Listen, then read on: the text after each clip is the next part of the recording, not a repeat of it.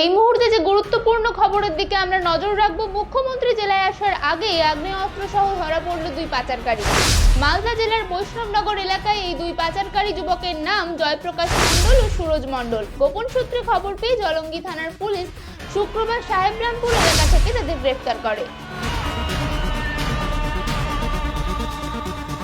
তাদের কাছ থেকে 4টে পিস্তল ছাড়াও একটি ম্যাগাজিন ও 30 রাউন্ড কার্তুজ উদ্ধার করা হয়েছে। প্রাথমিক তদন্তে পুলিশ জানতে পেরেছে এরা মূলত আগ্নেয়াস্ত্রের কারবারি। মুঙ্গের থেকে আগ্নেয়াস্ত্র নিয়ে এসে এরা সীমান্ত এলাকায় বিক্রি করে।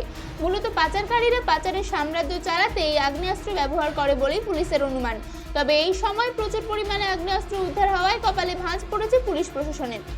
মাধ্যম থেকে একটা খবর পেয়েছে, তার খবর পেয়ে থানার টিম, আমাদের যে ওসি আছে, পিসি অফিসার আছে, ওরা গিয়ে একটা রেড করেছে। রেডের মাধ্যম থেকে আমরা দুটো আসামি ধরেছে।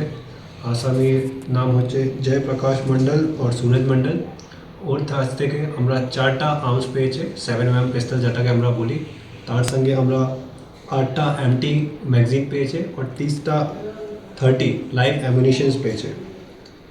এটা রিকভারি করার পরে, প্রপার সিজার করার পরে আমরা একটা কেস রেজিস্টার করেছে, Jalangi case number 223/25 dated 2/5/2025 under section 25(1A)/27/35 arms act. এখন আমরা এই আসামিদেরকে, যাদের বাড়ি হচ্ছে বৈষ্ণবনগর পিএস মালদা, এদেরকে আমরা পিসিএমে নেব।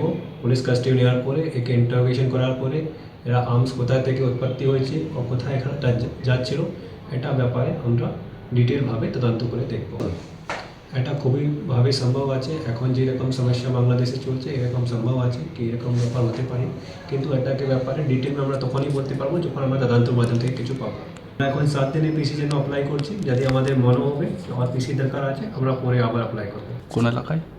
এটা ধরা হয়েছে সাহেবরামপুর যে আমাদের এরিয়া আছে জালঙ্গি পিএসে, ওখানে আমাদের এই আম ধরা হয়েছে। বিয়ে ও উৎসবের বাজার সুনিতা ছাড়া ভাবাই যায় না।